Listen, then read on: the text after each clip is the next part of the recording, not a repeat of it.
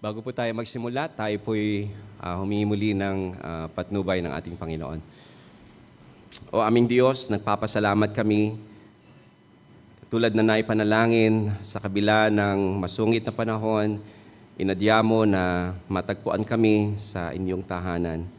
Bagamat nandoon ang aming pong patuloy na panalangin para sa mga kapatiran namin na hindi namin kasama ngayon, and for reason na hindi po nila naispabayaan, ngunit meron pong mga naging hadlang, I pray for them, Father, na samahan mo rin po sila sa kung sila'y tumutunghay sa pakikinig ng salita mo at nawa, Panginoon, maranasan ng bawat isa ang inyong presensya. Madinig namin ang iyong salitang payak na kumakausap sa amin.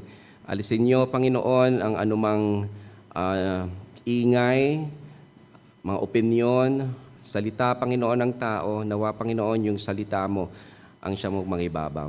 At sa dakong huli, Panginoon, makita namin na maitaas ang pangalan ng aming pong Panginoong Jesus. Ito rin ang maging araw ng kaligtasan para sa iba na hindi pa sumuko kay Kristo. Kausapin mo sila, Panginoon, at ang bawat isa narito sa aming kalagitnaan. Ito po aming dalangin sa pangalan ng Panginoong Jesus. Amen. Pinag-uusapan po natin sa Sunday School kanina yung Providence at ang trials po ay kasama sa dinecree ng ating Panginoon. Isang bagay na hindi po natin maiiwasan at hindi natin kailangang iwasan. Every person in this room perhaps facing a trial, going through one, or just coming out of one. No one is free from this, as I've said earlier. Maybe it's the diagnosis you got this week or the previous week. Maybe it's the job that ended without warning. Maybe it's the loved ones you buried and the grief that still catches you some mornings. Maybe you moved to a new place and you're still looking for a church family somewhere. Maybe it's sickness in your body or a heaviness in your mind that seem not to go away.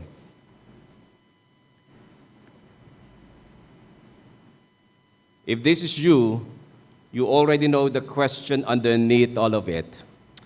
Is God really doing something good in this? Or you're just suffering alone? James does not take us, and that's the book that we're going to study, and I want you to be ready with the book of James.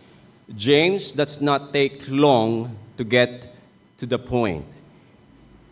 He says who he is in one line.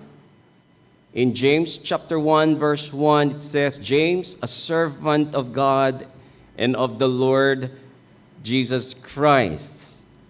Then he says something that should stop us and make us think, starting verse 2.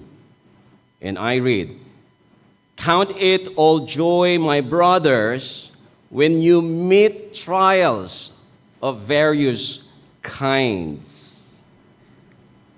So he talks about joy.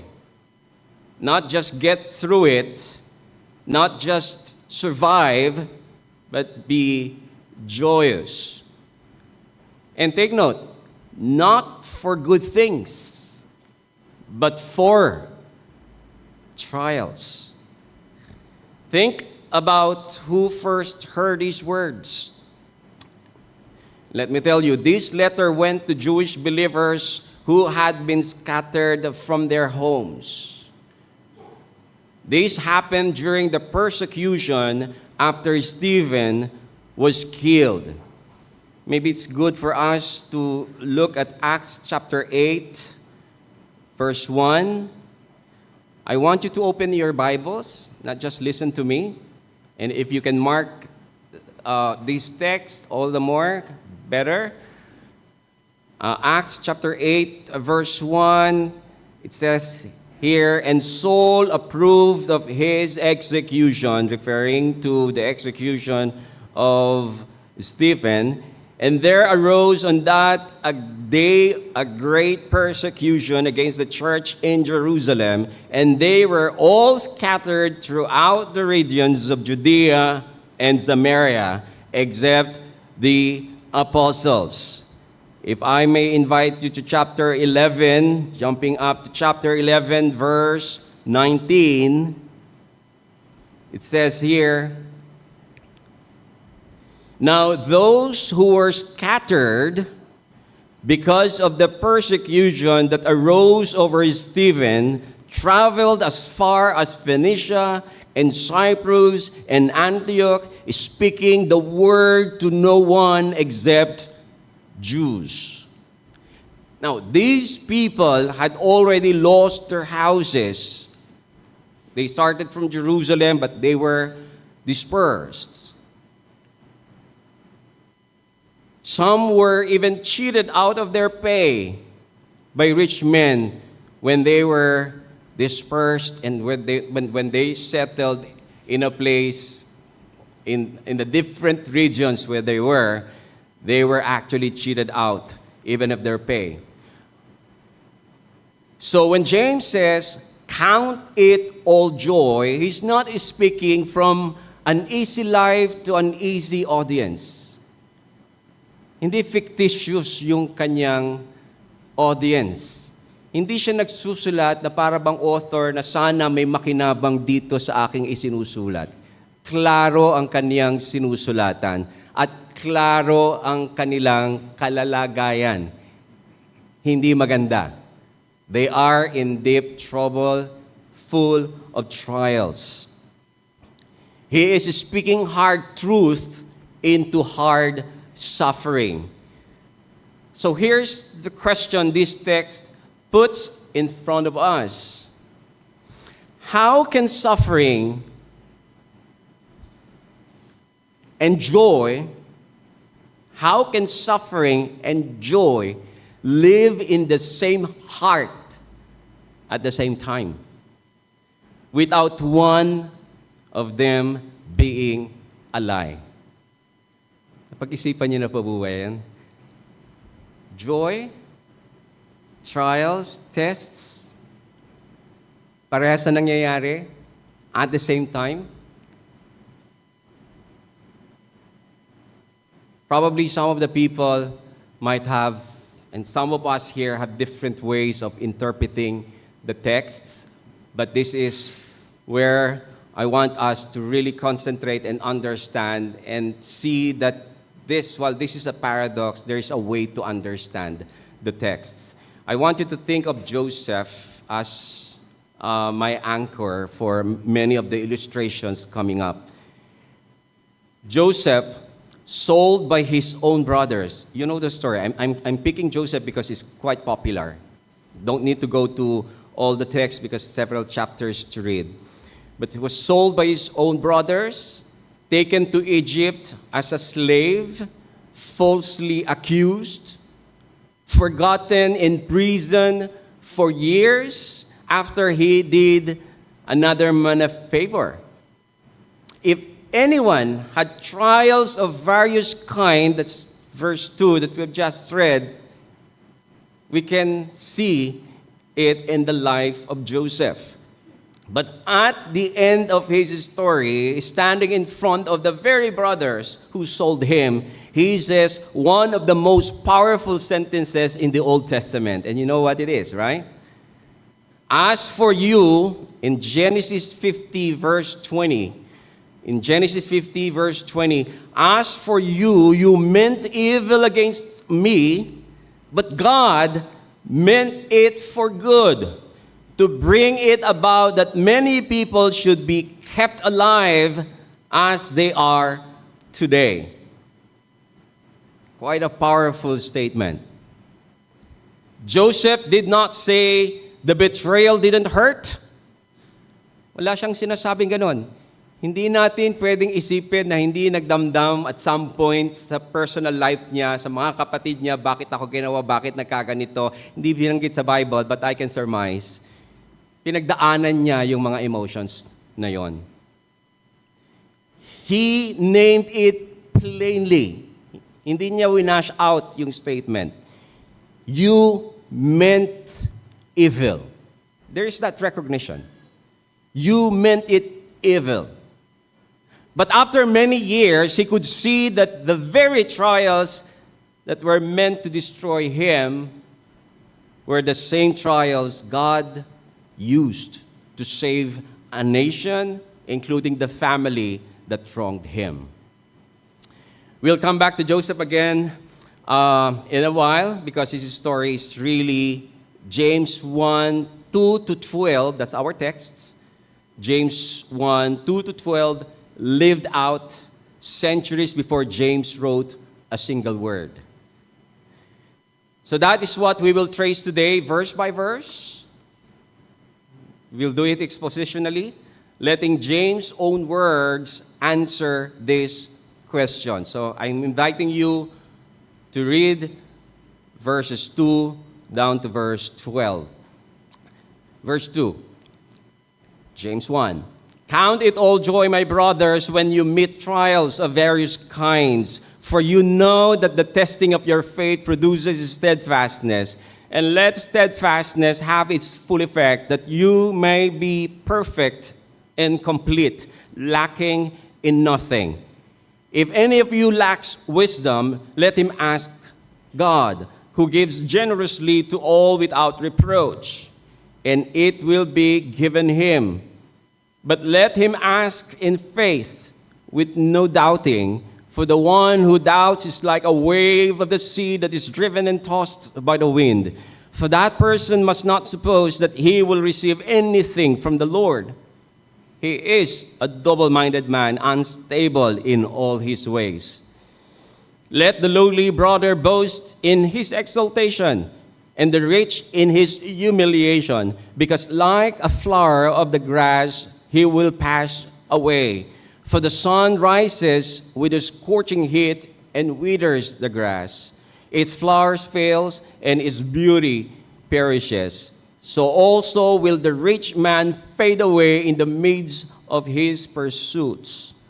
Blessed is the man who remains steadfast under trial, for when he has stood the test, he will receive the crown of life which God has promised to those who loved him.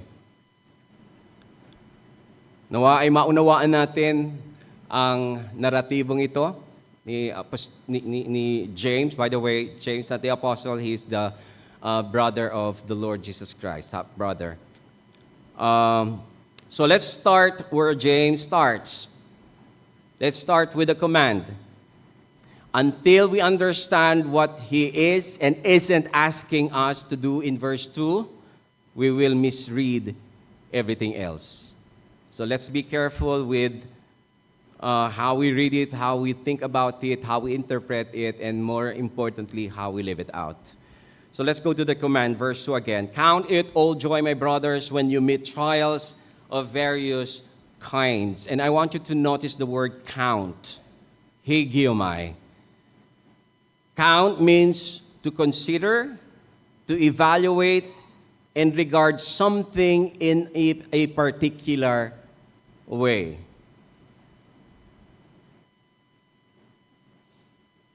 James is calling us to make a deliberate judgment about our trials.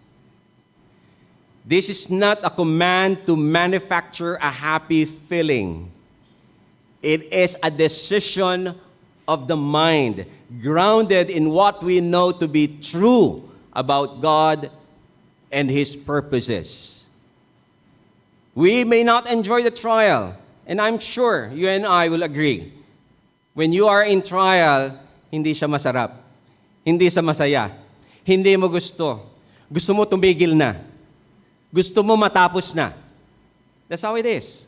That's the reality of it. And sometimes you feel the gaslighting. No, magsaya ka. Paano nga ba talaga iintindihin ito? So James is not telling us to feel happy on command. You cannot force a feeling like that. Try telling that to a grieving widow or widower, just be happy. It doesn't work that way. And it will never work that way. James is telling us to make a decision, a careful choice with our minds. Our hearts will then catch up later. Meron tayong mga hindi naiintindihan and we have that feeling of hurt or whatever. We just let it. But there has to be that decision, that counting, that reckoning that we're talking about. Higiyomai. Notice also that in this verse, it talks about trials of various kinds. James is not talking about only one kind of suffering. So what could be included here? Could be poverty, could be persecution, sickness, loss, injustice, name it. This is quite a broad statement. All of it fits under this word. Whatever trial you and I are facing this week, this text was written with us in mind, not just the people that James wrote to. And here is what makes verse 2 so surprising. James expects his reader to face trials. Take note of that. He said, not if, but when you meet trials. Pag sinabi mong if, pwedeng hindi mangyari. But pag sinabi mong when, it's just a matter of time. Masaya ka ngayon, wala kang trials, hintay lang, darating. Lahat yan ay disenyo ng Panginoon, and that's what we're talking about now. Why? Trials of various kinds. So not if, but when you meet trials. Trials are not a sign that something has gone wrong in your walk with God. Minsan sinisisi ka agad natin sarili natin. Ano nang pagkakamali ko, Panginoon? Bakit ako dumadaan sa ganito, etc., etc. Don't be so rushed in asking the Lord those kinds of questions. Though, of course, we will at some point in our lives. According to this text, they are normal ground we walk on as believers. Peter says almost the same thing to people in a very similar situation. And I want to ask you to open 1 Peter 1 verse 6. Magka-parallel yan lang yung situation nila. Though now for a little while, if necessary, you have been grieved by various trials. So notice, the pain is named honestly. You have been grieved. Hindi iniiwasan yung mga bagay na yon. It has to happen. The pain is named honestly. It is not hidden. Now, Joseph's trial were exactly theirs. Various, marami. One after another. Betrayed by his brothers, then made a slave, then falsely accused, then forgotten in prison for years. And we're talking of years. Like more than 2 decades. Sunod-sunod. Hindi siya isang araw, hindi siya isang buwan, hindi siya isang taon. More than 20 years. One after the other. Trials of various kind. One trial did not end before the next one started. So if your week has felt like one hard thing after another with no rest in between, you are not experiencing something strange for a Christian. You are experiencing exactly what James expects will happen to my brothers. So, here's my ask. Let's throw away the idea that some of us may have already believed, that real faith means an easy life. False. That real faith free from hardship. Not true. James' very first sentence tells us this is not true. But if you are going to be given this kind of command, there has to be some rhyme and reason, some framework of how to understand the text, right? Hindi naman basta sinabing, okay, be joyful. Kapag nakaka-experience ka, paano nga iintindihin yun? Hindi yun ang nararamdaman ko. Hindi yun ang nararanasan ko. Is there something wrong with me? So, there must be reason. Otherwise, it's just a nice phrase. Not livable. Not something we could hold on to in real pain. Pag nandoon ka na nasasaktan ka, nahihirapan ka, nandoon ka sa emotion, deep emotion of hurt. Hindi din sabihin ito. That's why James' very next word is, let's look at verse 3. Verse 3. For you know, and I want you to take note of the word know, for you know that the testing of your faith produces steadfastness. Notice again that word know. The joy in verse 2 is not a blind guess. It's not naive. It's built on a clear understanding of what trials are doing in us. Trials are meant for something. And it's meant for something good for those the Lord is trying, testing. The word testing here is dokimion, and it comes from the work of a metalsmith. Alam niyo yun? When you have a metalsmith at gusto niyang i-purify yung metal, let's take gold for example, inilalagay niya yan sa crucible. Intense heat for all the impurities to be taken away. So, dokimion, it refers to the testing or proving of something in order to demonstrate its genuineness or worth. At maraming dapat ayusin sa atin. At may kaparaanan ng Diyos para tayo ay pakinangin. Hindi nga lang sa paraan na gusto ng marami sa atin. It is the process of proving that the metal is real by putting it through fire and burning away everything false. This picture stands behind the whole passage. Again, Peter uses the very same picture. 1 Peter 1, kanina binasa natin verse 6, now continuing to verse 7. Sabi diyan, more precious than gold that perishes, in King James Version, though it be tried with fire. So see, Apostle Peter is also thinking of the same thing. Yung trials na to is something we need in order for us to be purified. Paul says something very similar from a different angle though. And I want to refer you to Romans chapter 5 verses 3 to 4. Romans chapter 5 verses 3 to 4. It says here, suffering produces endurance, and endurance produces character, and character produces hope. So if you're going to put James and Paul together, now you get one whole chain, not two different ideas. So James is saying about hardships, trials. So hardship comes, your faith is tested so that its genuineness and quality may be demonstrated. That testing, if we endure, produces steadfastness. And steadfastness over time produces a proven, tested character. It's a settled confidence that comes from actually leaning on God and finding out that He is indeed faithful. This is why the joy in verse 2 is not foolish or blind. It does not mean trials feel good. It's not.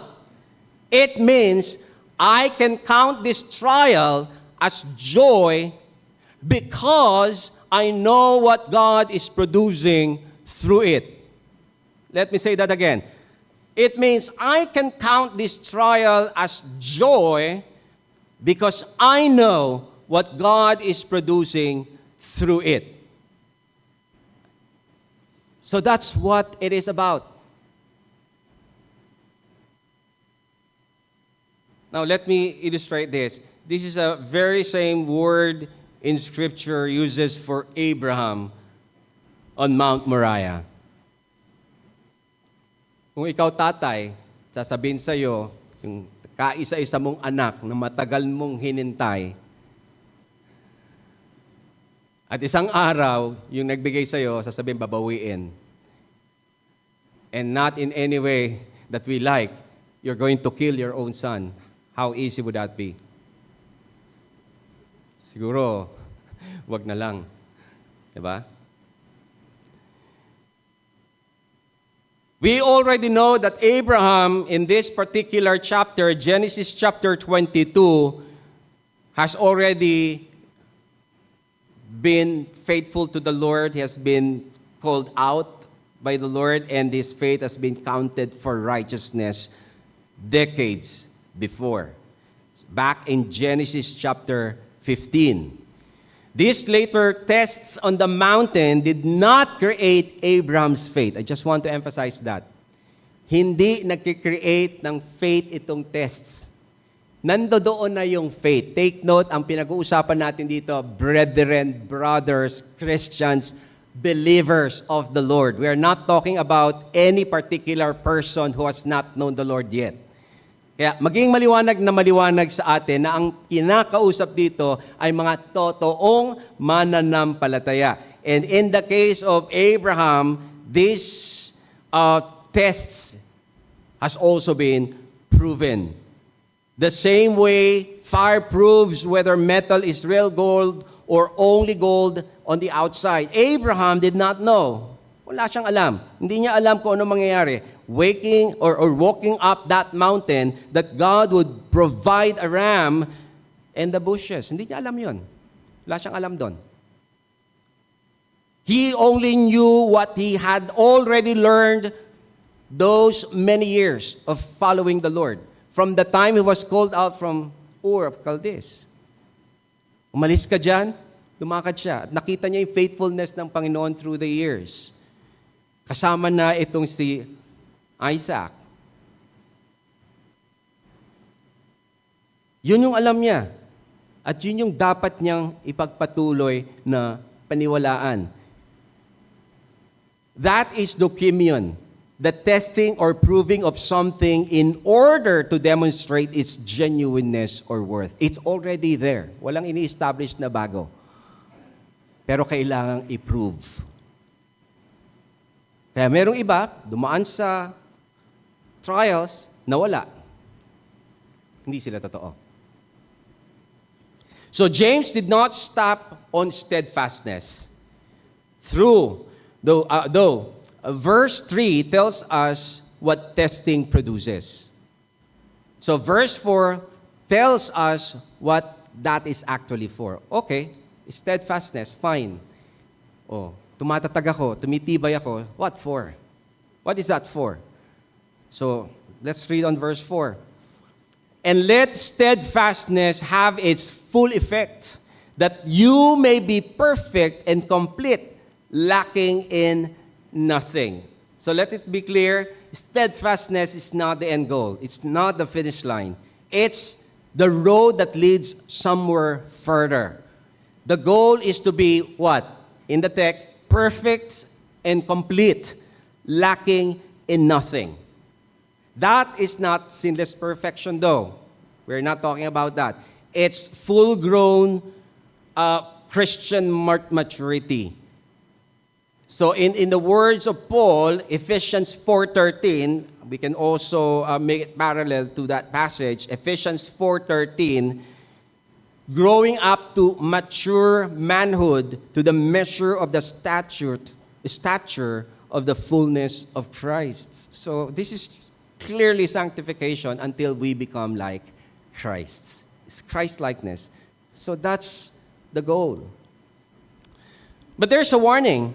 There's a warning in the text. Let me read it. And let steadfastness have its full effect.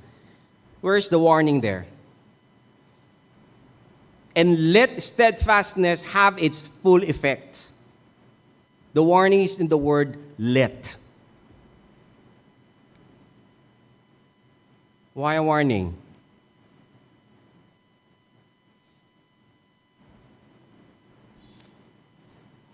This tells us that we can cut the process short. If we don't let steadfastness have its full effect. Kaya nga inuutos sa atin, let steadfastness have its full effect. And how are we contributory to cutting this off or short-circuiting this? By denying our pain. By numbing it. Dinidistract mo ang sarili mo. Ayaw mong alalahanin. Ginagawa mo yung ibang mga bagay para hindi ka masaktan. And that could be your way of not going through the whole exercise for this steadfastness to have its full effect. Let's go back to the illustration of Joseph. Kilala nyo naman si Joseph nung bata siya, di ba? As a teenage boy. Hindi siya katulad 20 plus years later. As a teenage boy, I would say that he is a boy who bragged about his coat and his dreams. Kaya nga inis na inis sa kanya yung mga kapatid niya. Bata pa man din siya. Lahat yung mga kuya niya. Tapos sasabihin niya yan and, kabataan, siyempre, iniyayabang niya. Binigyan ako ni tatay nito. Yung pa lang, nainggit na lahat. Kasi favoritism, that's another matter. Pero other than that, yuyukod kayo mga makapatid ko sa akin. And then pangalawa, yuyukod hindi lang yung kapatid ko, pati si nanay sa kasi tatay. Di ba? Hindi maganda ang dating sa kanila. Ito ay pagmamayabang. Hindi natin sinasabing hindi totoo, pero that is how it appears.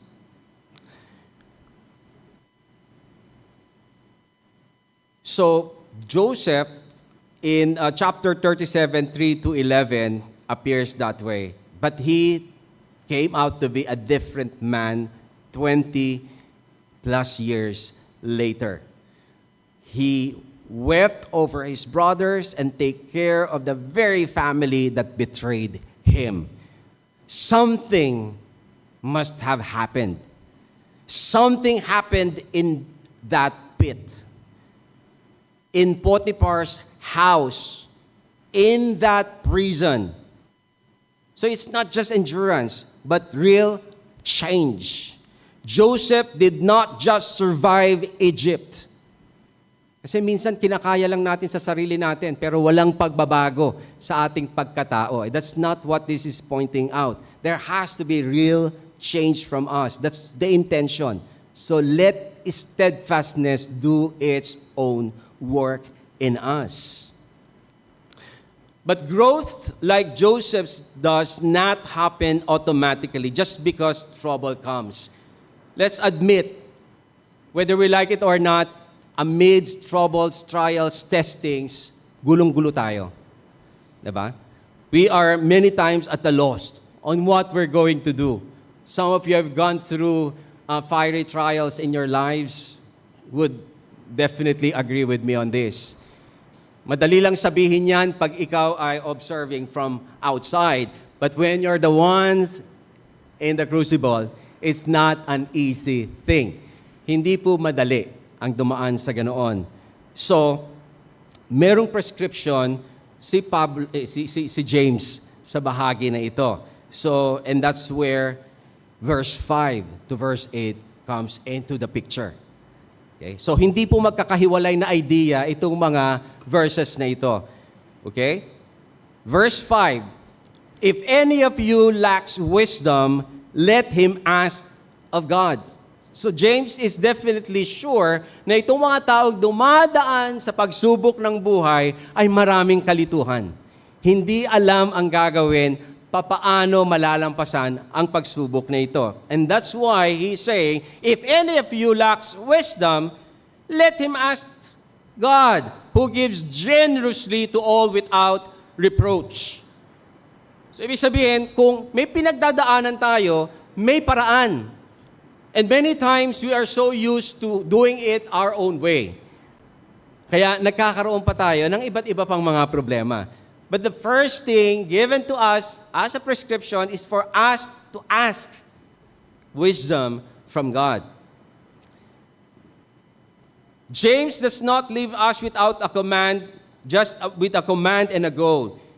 And there's no help. Merong help, may tulong. Alam niya kasi yung pinagdadaanan. He knows that in the middle of real suffering, we often do not know how to respond well. And rightly so. Magulo. So, what does he tells us to do? It's not to try harder.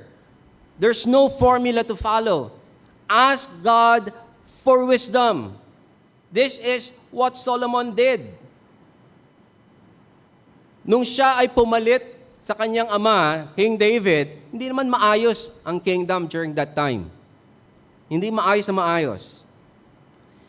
Maraming dapat na gawin. It was quite overwhelming for him given his lack of experience. The temple was still unbuilt, old conflicts were barely settled, and now he had to lead and judge the entire nation. Hindi madali yun. Hindi madali yun. He's not trained.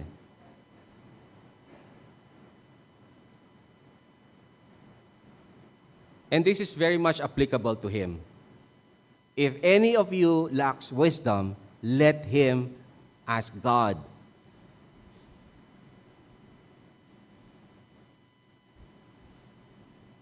Solomon could have asked for riches or victory over his enemies. Kasi yun yung pressing matter during that time when he was installed. But instead, he asked for what? Wisdom. To discern between good and evil. Wisdom for what was right in front of him. This is exactly what James promises. God gave Solomon the wisdom he asked for, then the rest were simply added. Riches, honor, long life, etc. But we need to ask the right thing. Bago tayo humingi ng kung ano-ano, let's ask wisdom from God.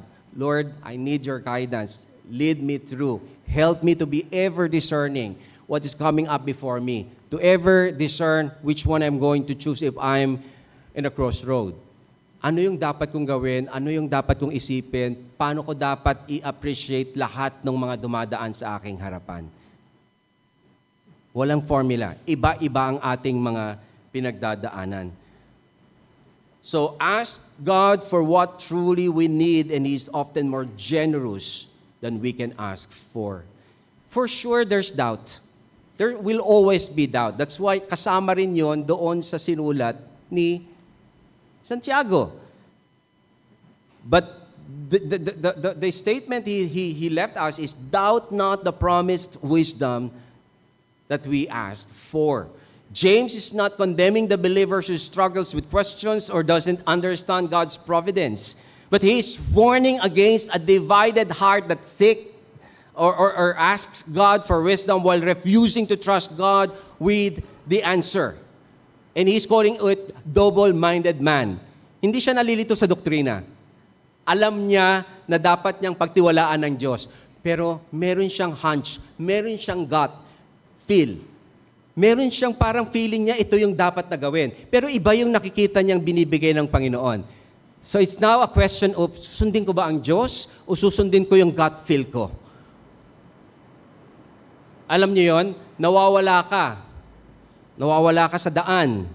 Okay? So hindi mo alam, lito ka na, hindi mo na alam kung kakaliwa ka ba kakanan ka. So ngayon, anong gagawin? Pwede namang mag-trial and error ka. And I did that many times, pero I end up lost still. Gusto ko nang baliktarin yung damit ko. Dahil sabi, pwede raw makikita yung daan kapag binaliktad ang damit. Joking aside, the best is for you to call someone who understands the place, who knows the place. Diba? Nandito ako sa kalyeng ganito, merong crossroad, saan ako pupunta? Sa kaliwa ba o sa kanan ba? Diba? But minsan, yung mga tinatanong natin, pinagdududahan din natin. Di ba? Oh, kumaliwa ka. Pero parang gut feel ko sa kanan eh. Sinabi sa'yo sa kaliwa, pero kumanan ka because that's your gut feel. That's how it is here.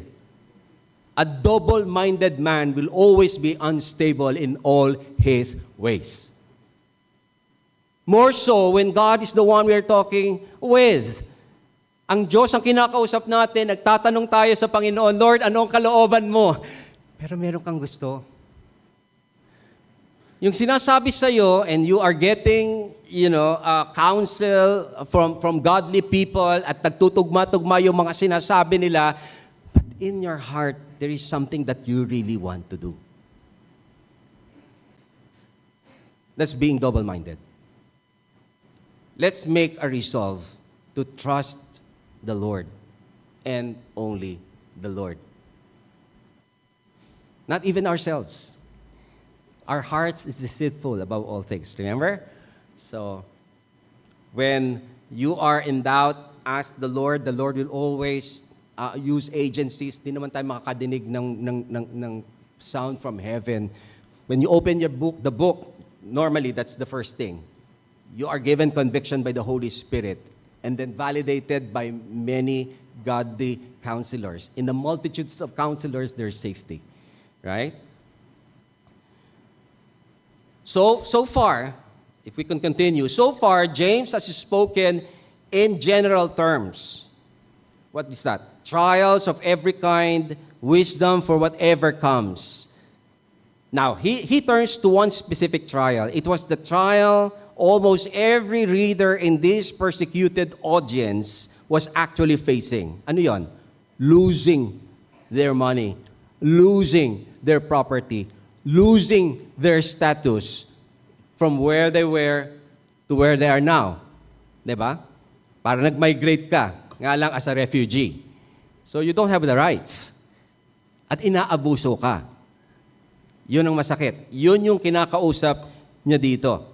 So he has this particular, hindi po nabago yung tema ng usapin dito. So let's read verses 9 and you can continue on reading up to verse 11. Let me read a part of it. Verse 9, let the lowly brother boast in his exaltation and the rich in his humiliation, because like a flower, and this is taken from Isaiah, like a flower of the grass, he will pass away. Now, look closely at how James builds his argument here. One thought leading into the next. First, he's addressing the poor believers. Yung mga believers na to, alam niyo yon, pwedeng mag-sulk and mag-self-pity. Wala na nga, mahihirap na nga kami. Nawala na nga yung property ko, tapos ganito pa, binubusabos kami.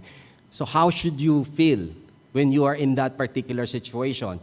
So, ang advice ni James, let the lowly brother boast in his exaltation. Anong exaltation ang pinag-uusapan dito? What exaltation is he referring to? His trial has stripped him of his money and his status, but James tells him to boast anyway, not in what he has lost. Konti na nga lang, nawala pa. So, don't look at that. Yung mga losses mo, forget about those. But what is still in you? Ano pa yung natitira sa inyo? The unshakable place in Christ. Because these are believers.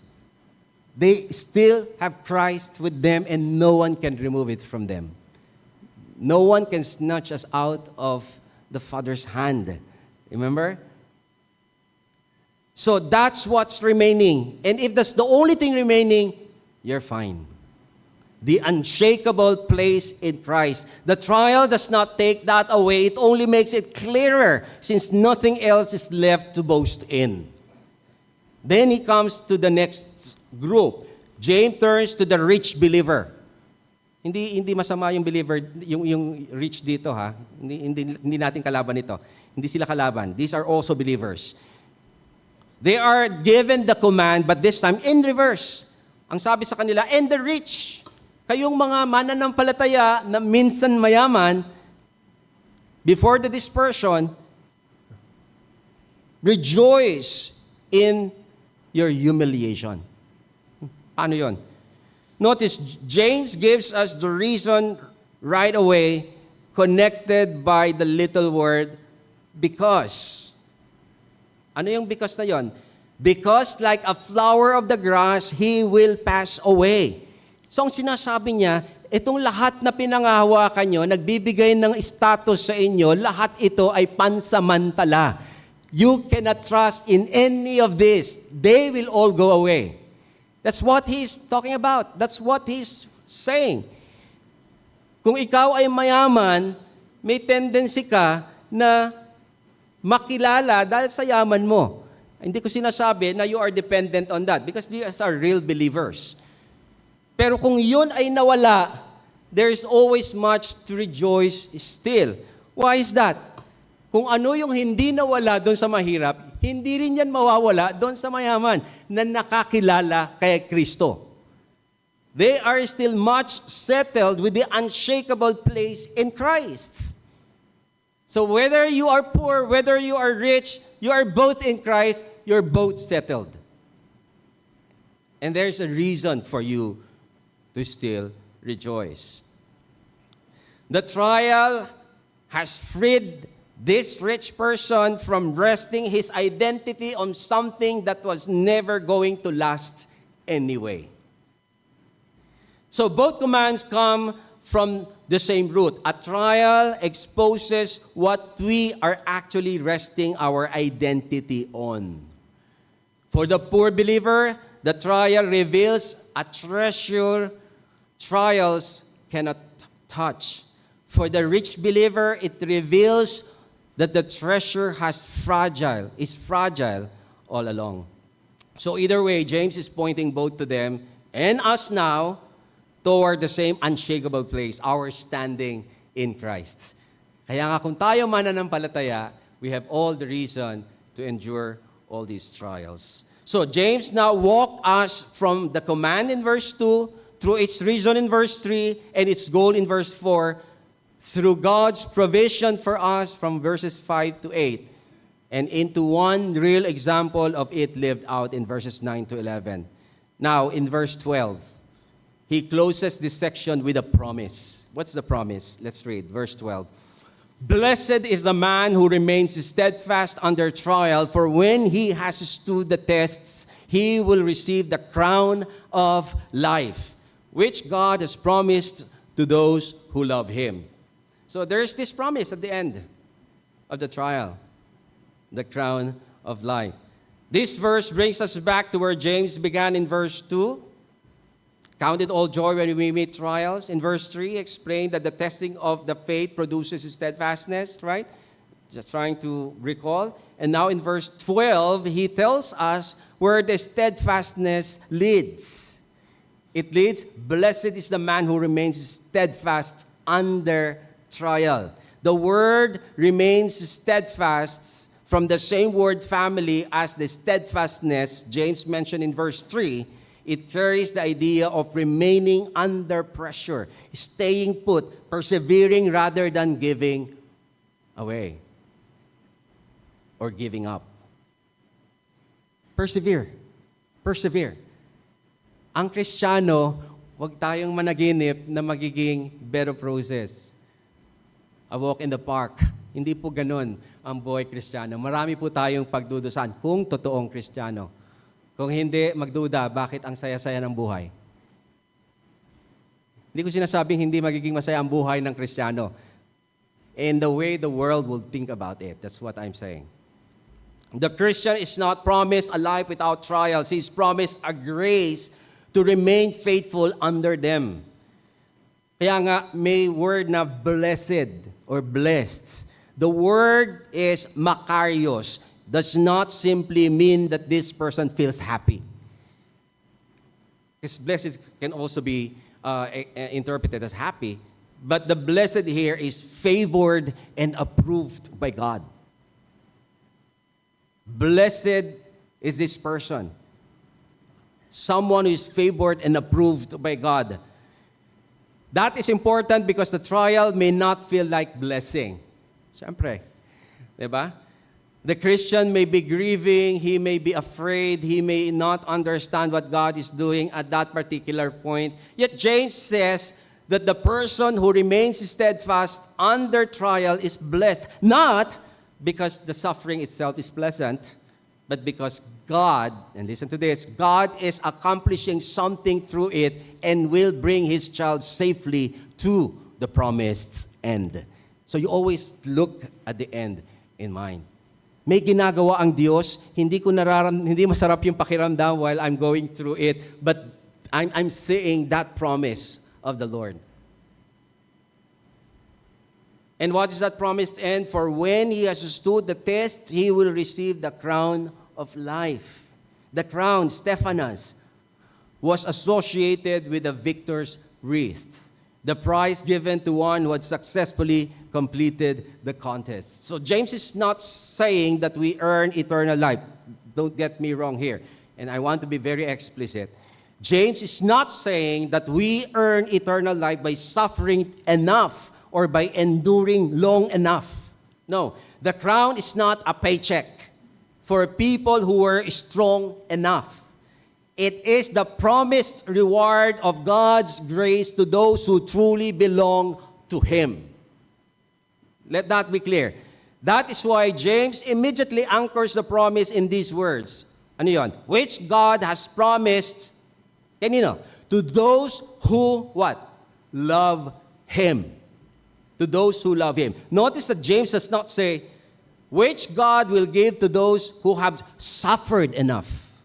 Hindi doon sa mga nag-suffer enough. Hindi to paycheck.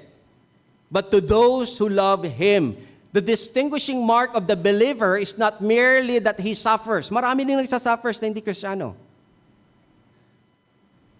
The distinguishing mark of the believer is not merely that he suffers, but that through the suffering, he continues to love God. Sa kabila ng pinagdadaanan mo, nananatiling iniibig mo ang Diyos. So what does genuine faith look like when it is tested? It perseveres. What does persevering faith look like? It continues to love God. And what does continuing to love God demonstrates? The faith is genuine. We have that faith in us. Otherwise, bye-bye. Kayo na lang ang maghirap dyan. I thought, pag naging Kristiyano ko, magiging maayos lahat, magiging unat lahat, magiging maganda para sa akin ang lahat. Ba't ganito ang nangyayari sa buhay? Ayoko na. Hindi po yun ang totoong Kristiyano. Now, take note. The endurance, therefore, is not the price we pay to purchase the crown. It is the evidence that God's grace has produced a genuine and persevering faith in us. Scripture tells us, we love because He first loved us. 1 John 4:19. So our love for God does not begin with us. God loved us first. His grace creates in us a love for Him that can endure even when obedience is costly and circumstances are painful. So even here, we must be careful not to turn James into a message of self-salvation. It's not. Try harder, endure more, love God enough, and perhaps you will earn the crown. That's not the message. No, it's not. The gospel tells us something much better. God's grace produces the faith that perseveres, the love that endures, and that endurance that proves the faith is genuine. So the crown is promised to those who love Him, not because their love has earned it, but because their persevering love reveals that they belong to Him. And this is why James can close the first movement of this passage with a promise rather than a threat. He began with a trial. He moved through testing. The testing produces steadfastness. The steadfastness leads to maturity. And steadfastness under trial ends with the crown of life. So the Christian story does not end with a trial. It ends with life. So we have now walked through the whole passage. The command, the reason, the goal, the provisions, the warning, and the promise. James has told us to count trials as joy, to ask God for wisdom, to trust Him without a divided heart, to remain steadfast when the tests comes. But at this point, we have to stop and ask the most important question. Where is good news? Where is the gospel in all of this? Because if we are not careful, James 1 can sound like a list of things we must accomplish. Be joyful, be steadfast, ask for wisdom, don't doubt, persevere, love God. And if that is all we hear, the passage can become another burden placed on our shoulders. Try harder to become the kind of Christians who can survive trials. Pagod na pagod ka na, tas yun pa yung dating sa'yo ng mga texts. Should not be. But James is not giving us self-improvement program. He is describing what God's grace produces in the life of a genuine believer. The ultimate question then is not merely how can I become strong enough to endure my trials. That's not the right question. The better question is, where does the faith come from that can endure? Saan nanggaling itong pananampalataya na ito? And that takes us to the heart of the gospel. Jesus Christ entered the very fire James describes, and He did not fail. He was tempted in every respect as we are, yet without sin. Hebrews 4:15. Where our faith falters, His obedience remained perfect. Where our endurance fails, He endured to the end.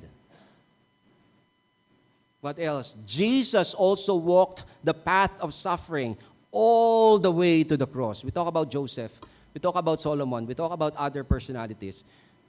But the ultimate person whom we can refer to is the Lord Jesus Christ. He walked the path of suffering all the way to the cross. In Gethsemane, He prayed, not what I will, but what you will. He obeyed the Father even through suffering. And He gave Himself for sinners who could never produce the righteousness God requires. And this is why James' call to endure is not a call to earn God's favor. We endure because Christ has already accomplished what we could never accomplish. Our hope rests not in the strength of our faith, but ultimately in the faithfulness of Christ. And the God to whom James tells us to ask for wisdom is the God who did not spare His own Son, but gave Him up for us. Romans 8:32. We already know the measure of His generosity. Kung binigay niya si Kristo, ultimately, ano pa ba yung mga ibang hinihiling natin? Nothing compared to that.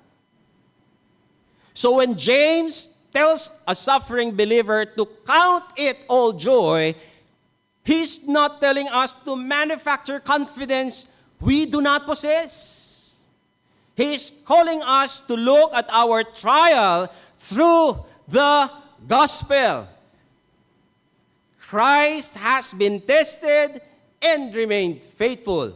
Christ has suffered and conquered. Christ has died and risen. And Christ now sustains His people. Let's not forget that. The command is therefore not to be strong enough. We cannot sustain that.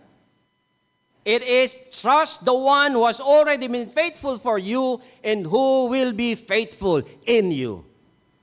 The perseverance James calls for is not the foundation of our hope, not our endurance. Christ is. So for our visitors, maybe trials have worn you down for years and you have no Christ to stand on because you have never given your life to Him in the first place. Every picture this morning, Joseph, Abraham, Solomon, points to one thing: a Savior who suffered what we could not, so we could receive what we don't deserve. He's not waiting for you to become good enough. He simply asks you to come. Trust Him and not yourself. If you have never given your life to Christ, we're praying that today can be that day. Let's pray. Our Heavenly Father, we thank you for your texts, for the word left and written by James, for all of us to appreciate, for us to enjoy, for us to be encouraged. Father, we know that we have read this quite differently in the past, and we ask for forgiveness for our lack of wisdom. So we continue to ask for wisdom from you. So we know how to respond at times that we are tested, or when our minds are so all over the place, that we can always come to you and give us direction, give us way to respond, and for us to come out as gold, better than before. Salamat, Panginoon, sa kabutihan mo sa amin. Salamat, Panginoon, sa pag-iingat mo sa amin sa journey na ito. It's a precarious world, but we're thankful, Lord, that you are with us. At hindi po kami nagbabiyahe, nagta-travel, at naglalakad sa mundo na ito na bulag. We have your word, we have the light in us, we have the Spirit in us, and we have you continually appealing before the Father for our safe passage. Kaya Panginoon, nagpapasalamat, nagpupuri kami sa inyo pong kabutihan. Patuloy mo po kaming ingatan pa sa lahat ng aming pong gagawin. At ang lahat ito, binabalik po namin lahat ng kapurihan sa pangalan ng Panginoong Yesus. Amen.